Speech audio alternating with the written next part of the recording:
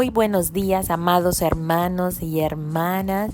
Yo no sé si ustedes sienten esta emoción que yo siento al poder estudiar esta conquista del reino de Dios, de esa tierra de Canaán por parte del pueblo de Israel, siendo guiados y dirigidos por Dios mismo. Es esta misma conquista que nosotros debemos emprender cada día por ensanchar el territorio de Dios sobre la tierra. Cada uno de estos capítulos vienen a reflejar quizás la lucha que muchos de nosotros tenemos, pero también nos viene a develar la victoria que cada uno podemos tener si estamos de la mano de Dios, oyendo su voz, obedeciéndole fielmente. Josué, como hemos visto en capítulos anteriores, es una representación del mismo Jesucristo. Así que estas victorias de las cuales estamos aprendiendo viene a representar la victoria de Jesucristo en nuestras vidas en este tiempo. Por tanto, debemos prestar mucha atención a esta manera de conquista. Pues tras la conquista viene la ocupación y es ahí en donde usted y yo debemos estar alertas y permanentemente ocupando ese territorio conquistado por Jesucristo y ocupándolo en su nombre santo. De una manera digna, de una manera íntegra, de una manera santa, que realmente venga a reflejar el reino de Dios aquí en la tierra. Pues a usted y a mí se nos ha encomendado el poder extender y prolongar ese reino de Dios en cada lugar en donde la planta de nuestros pies pisen. El día de hoy estudiaremos Josué capítulo 11. Recordemos que después de atravesar el Jordán, el pueblo de Israel vino justo al centro. Las indicaciones de Dios los llevaron a destruir la ciudad de Jericó, justo al centro, con Ai. Luego vinieron los pueblos del sur, quienes se unieron para, según ellos, poder destruir al pueblo de Israel. Sin embargo, sabemos que mayor es el que está en nosotros que el que está en el mundo, y aunque se hubiesen unido todos estos pueblos, ellos no pudieron contra el poder de Dios. Con Dios somos mayoría. Así que Josué fácilmente con su ejército pudieron tener una victoria contundente contra todos esos reyes del sur que se unieron en su contra estos pueblos. Y rápidamente entró el terror en los pueblos del norte. Claro, están escuchando las maravillas, están escuchando las victorias que Dios está dando a su pueblo y se están dando cuenta que ese Dios de Israel es el único y verdadero Dios. Pero aún así sus corazones endurecidos no se rinden, sino que más bien planean estrategias para fortalecerse y poder hacer frente al pueblo de Israel. Se dirige hacia ese territorio, al territorio del norte. El liderazgo de estos pueblos del norte era por parte del rey Javín, rey de una ciudad llamada Azor, quien era un rey poderoso. Azor tenía ventajas claras aún sobre el ejército de Israel. Sus fuerzas superaban en número a las de Josué. Pero aún así tenía mucho temor, así que hizo una alianza entre muchos pueblos del norte. Llegó a juntar un ejército que la palabra de Dios lo describe como arena que está a la orilla del mar, en multitud, con muchísimos caballos y carros de guerra. Así que estaba claro, este ejército, esta coalición de muchos ejércitos vino a presentar dos desafíos superiores al pueblo de Israel. Uno en cantidad de personas, que era como la arena del mar, y otro en superioridad tecnológica, ya que tenían muchísimos caballos y carros de guerra. En lo natural, podemos imaginar al pueblo de Israel quizás preocupado preguntándose si podrían contra este ejército tan poderoso.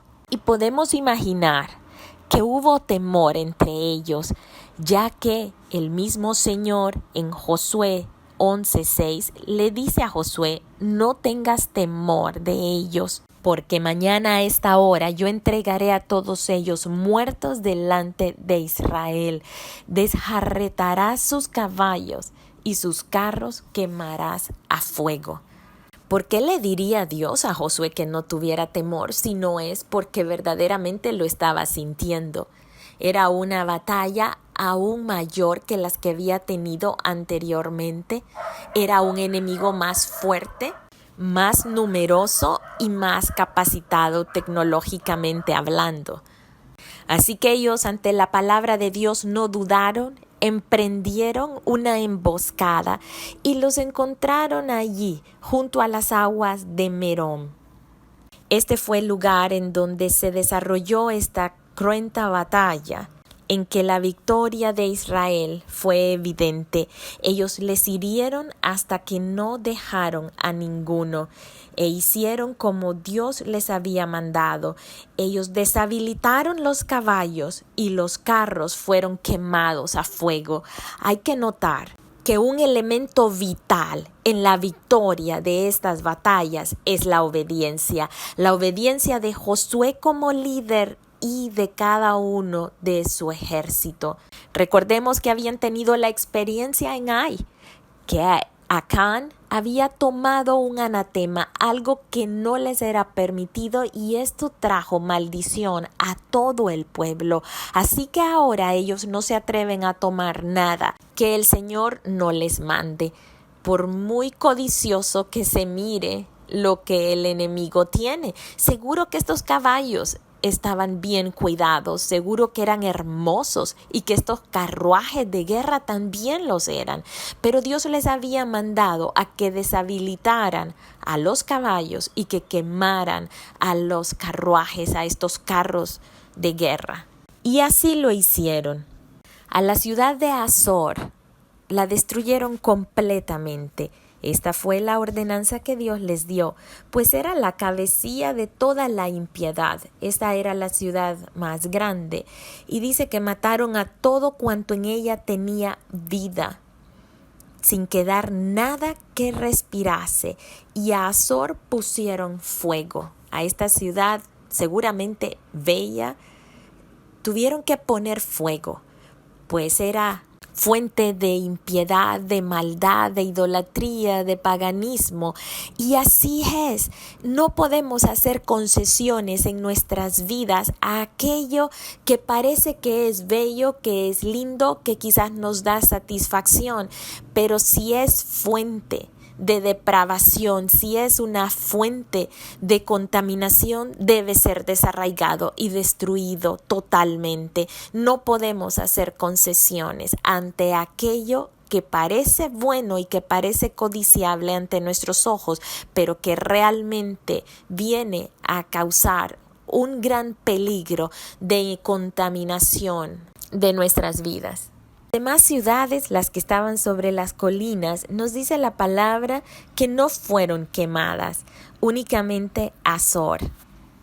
De estas ciudades sí pudieron tomar todo el botín, y aquí se cumple lo que el Señor había establecido en Deuteronomio 6 del 10 al 12, cuando es el Señor diciéndoles: cuando Jehová tu Dios te haya introducido en la tierra que juró a tus padres, Abraham, Isaac y Jacob, que te daría, en ciudades grandes y buenas que tú no edificaste, y casas llenas de todo bien que tú no llenaste, y cisternas cavadas que tú no cavaste, viñas y olivares que no plantaste, y luego comas y te sacíes, cuídate de no olvidarte de Jehová. El Señor ya les había dicho que esto iba a pasar, que iban a tomar ciudades enteras que ya estaban edificadas, ciudades con la infraestructura correcta, que ellos solo iban a llegar y a poblar. ¡Qué gran dádiva! la que viene de parte de nuestro Señor. Podemos imaginarnos a este pueblo entrando en esas casas hermosas, adornadas, decoradas, con todo ya amueblado adentro, que solo faltaba que ellos la poseyeran. Nuestro Dios es tan bueno y Él recompensa toda obra de aquellos que le obedecen. Y nos dice Josué 11:15, de la manera que Jehová lo había mandado a Moisés su siervo, así Moisés lo mandó a Josué. Así Josué lo hizo sin quitar palabra de todo lo que Jehová había mandado a Moisés. ¿Cuántas veces nosotros nos atrevemos a quitar palabra de lo que Dios ha dicho? A creer solo una parte, quizás, de un versículo que nos conviene, la parte de la recompensa, pero no la parte del deber. ¿Cuántas veces nosotros quitamos palabra queriendo evadir nuestras responsabilidades? ¿Cuántas veces queremos quitar palabra cuando nos dice acerca de las consecuencias del pecado y nos vamos únicamente a las bendiciones, atribuyéndonoslas cuando en realidad quizás no las merecemos, pues hemos andado en desobediencia y reclamamos los derechos sin haber cumplido con los deberes? Muchas veces, mis amados hermanos y hermanas, quitamos palabra. No lo hagamos. Ni una jota ni una tilde debe ser quitada. Debemos procurar no desparramar ni una tan sola de las palabras de Dios a nuestras vidas. Y Josué lo hizo. Josué no quitó ninguna palabra, cumplió lo que el Señor había mandado. Sus ojos no se desviaron a ver riquezas que no debía tomar. Tomaron lo que el Señor les estaba entregando en sus manos, porque cuando tomamos lo que el Señor nos entrega, eso es bendición. Cuando tomamos lo que no nos corresponde, eso es maldición. Esta batalla no duró un día, no duró un momento como la batalla anterior contra los reyes del sur. Esta batalla nos dice que por mucho tiempo tuvo guerra Josué con estos reyes. Josué 11:18 lo dice. No hubo ciudad que hiciese paz con los hijos de Israel. Toda ciudad se levantaba en su contra. Podemos imaginarnos la determinación, el compromiso de Josué, años tras años en guerra, años tras años sin titubear, yendo hacia adelante, derecho y hacia adelante, como dijo el Señor cuando iban a conquistar Jericó. Iban derechos y hacia adelante sin retroceder ni un tan solo paso, encontrando enemigos por doquier.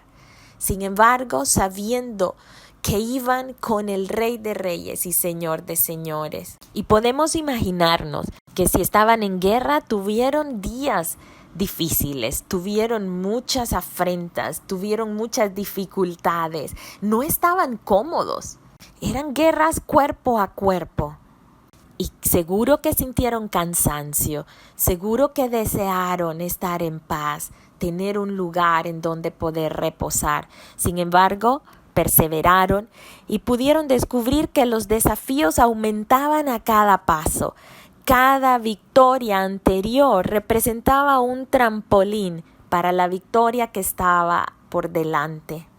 Debían sobrepasar la guerra que tenían en ese momento y saber que vendría otra, que no todo se acababa en ese momento. De hecho, nos dice Josué 20 que Jehová endurecía el corazón de ellos para que resistiesen con guerra a Israel, es decir, el corazón de los enemigos, para poder destruirlos y que no les fuese hecha misericordia, sino que fuesen desarraigados como Jehová lo había mandado a Moisés. Y nos podemos preguntar, ¿pero cómo? ¿Cómo es que Dios endurece el corazón de los enemigos? ¿Qué clase de Dios hace eso? ¿Que con premeditación endurece el corazón de los enemigos? Pues no, recordemos cómo habíamos visto anteriormente ese término de endurecer el corazón de los enemigos. Simple y sencillamente significa que Dios los entrega al pecado que hay en sus propios corazones, a su propia malicia, a su propia concupiscencia. Y no hay nada peor que ser dejados en manos de la maldad de nuestros propios corazones, pues nuestros corazones son malos y perversos. Y es en este momento en donde el Señor no interviene para causar redargüimiento en los corazones. Simple y sencillamente les entrega al orgullo, a la altivez de sus propios corazones, sabiendo que esto les llevará a destruirles, pues no permitirá que haya arrepentimiento.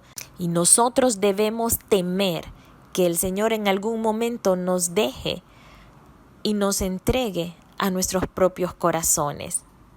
¿Saben una cosa? Es mucho mejor ser entregados a Satanás que a nuestros propios corazones. Primera de Corintios 5:5 nos habla acerca de ello. El apóstol Pablo les está hablando acerca de quitar la perversidad en medio de la iglesia de Corintios, pues estaban tolerando a una persona que estaba en fornicación y lo sabían y no habían tomado ninguna acción, sino que estaba siendo tolerado. Y el apóstol Pablo les dice en 1 Corintios 5:5, el tal se ha entregado a Satanás para destrucción de la carne, a fin de que el espíritu sea salvo en el día del Señor Jesús. ¿Qué está queriendo decir aquí? Que era mejor dejarlo solo a expensas del enemigo, para que al ser zarandeado por el enemigo, finalmente sus ojos se volvieran de la oscuridad a la luz y que pudiera entrar en un arrepentimiento genuino, que pudiera experimentar la salvación en el día del Señor Jesús. Ciertamente debemos evaluarnos. Si cuando cometemos pecados no tenemos ningún redargüimiento, nos sentimos de igual manera, no sentimos absolutamente nada, sino más bien queremos seguir y ahondar en ese pecado y sentimos ese placer y deseamos aún más, examinémonos. Puede ser que hayamos sido dejados a expensas de nuestro propio corazón y esto nos va a traer destrucción. Regresando al capítulo 11 del libro de Josué, vemos entonces que estos enemigos no tuvieron ningún temor de endurecerse y de actuar en contra de Israel. Sin embargo, había una ordenanza y Josué junto con el ejército debían desarraigarlos totalmente. Y vemos cómo los desafíos se van incrementando, que al final del capítulo 11 aparecen aquí los anaseos. Los anaseos eran gente grande, gente fuerte, gigantes. Es más, de estos gigantes provenía Goliat, que muchos años más adelante va a aparecer en escena. Estos anaseos son los que 40 años antes habían atemorizado totalmente al grupo de espías enviados por Moisés. Esto lo vemos en Números 13, versículos del 27 al 33. En donde los espías están dando el informe de la exploración y dicen: nosotros llegamos a la tierra a la cual nos enviaste, la que ciertamente fluye leche y miel, y este es el fruto de ella. Mas el pueblo que habita en aquella tierra es fuerte, y las ciudades muy grandes y fortificadas, y también vimos allí a los hijos de Anac. Es decir, lo más temible que ellos habían visto eran a los anaseos. Y ahora los vemos aquí, destruidos totalmente por el ejército de Israel. Y dice que no quedó ninguno en la tierra de los anaseos de los hijos de Israel, sino que quedaron en las ciudades de Gaza, Gat y Asdod. Y Goliat venía de la tierra de Gat. Eso lo vamos a ver cuando leamos 1 de Samuel 17:4. Así que tomó Josué toda la tierra conforme a todo lo que Jehová había dicho, y la entregó Josué a los israelitas por herencia, conforme a su distribución según sus tribus, y la tierra descansó de la guerra. Finalmente hay un descanso. Después de tanta guerra, después de tanta lucha, un descanso merecido. Josué entregó la porción de la tierra que les correspondía de acuerdo a lo que Dios había establecido. Sin embargo, no todo estaba dado. La tierra aún debía ser ocupada. Había sido desalojada de los enemigos, pero ahora le correspondía a cada tribu, a cada familia, ocuparla de la manera en que Dios esperaba que la ocuparan. Y debían trabajar esta tierra. Individualmente debían tomar posesión, habían tenido una guerra en conjunto, habían vencido, pero les correspondía ahora labrar esta tierra y ser buenos mayordomos de la porción de tierra que el Señor estaba entregando en sus manos. Dios nos ha dado la victoria a cada uno de nosotros. El libro de Colosenses 2:14 nos dice que ha anulado el acta de los decretos que había contra nosotros, que nos era contraria, que la ha quitado de en medio y la ha clavado en la cruz, y despojado a los principados y a las potestades, los exhibió públicamente, triunfando sobre ellos en la cruz. Hay victoria, mis amados hermanos y hermanas. La victoria ha sido establecida en su vida y en la mía. Sin embargo, nos corresponde a nosotros ocupar esa tierra que ha sido despojada de esos principados y de potestades, de esa esclavitud del pecado, de esa esclavitud de la muerte a la que estábamos antes sujetos. Hemos venido del reino de las tinieblas al reino de la luz. Sin embargo, es parte de nuestra responsabilidad ocuparla de la manera correcta, siendo buenos mayordomos de lo que el Señor nos ha dado. Y esto tiene que ver con la nación que Dios nos ha dado, tiene que ver con la región en la que usted y yo nos desenvolvemos, tiene que ver con la colonia en que vivimos, tiene que ver con el hogar que Dios nos ha dado. Debemos ocupar de manera digna, debemos ocupar de manera justa, estableciendo el reino de Dios en todo lugar, en nuestros corazones. Debemos ocupar nuestra mente, nuestros pensamientos, nuestros corazones, exaltando y glorificando a nuestro Señor. La tierra que nos ha sido asignada debe ser ensanchada, de acuerdo a las riquezas de gloria de nuestro Señor. Isaías 54, versículo 2 nos dice: ensancha el sitio de tu tienda y las cortinas de tus habitaciones sean extendidas, no seas escasa, alarga tus cuerdas y refuerza tus estacas, porque te extenderás a la mano derecha y a la mano izquierda, y tu descendencia heredará naciones y habitará las ciudades asoladas. Este ensanchamiento, este fortalecimiento y esta multiplicación y prolongación tienen que ver con dar evidencia de Dios en nuestras vidas. Nuestros corazones deben ser ensanchados por medio del fuego del Espíritu de Dios. Debe abundar la palabra de Dios en nuestros corazones, de manera que sea esta la palabra que salga de nuestras bocas, y al salir de nuestras bocas que pueda dar el fruto por el cual esta palabra fue escrita. Debemos estar conscientes que Jehová reina. Él es el Rey y que nosotros somos su pueblo y debemos darle honra y gloria a Él. Dios nos ha dado la victoria. Sí, hemos de enfrentar tribulaciones, hemos de enfrentar pruebas, pero la victoria está dada. Todo lo que viene de Dios vence al mundo, y esta es la victoria que ha vencido al mundo, es nuestra fe.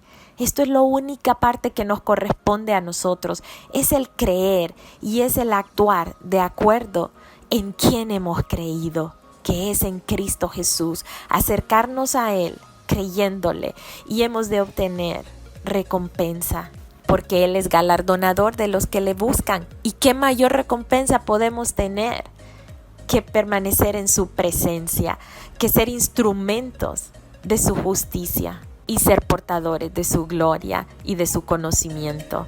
Que Dios les bendiga, mis amados hermanos, les amo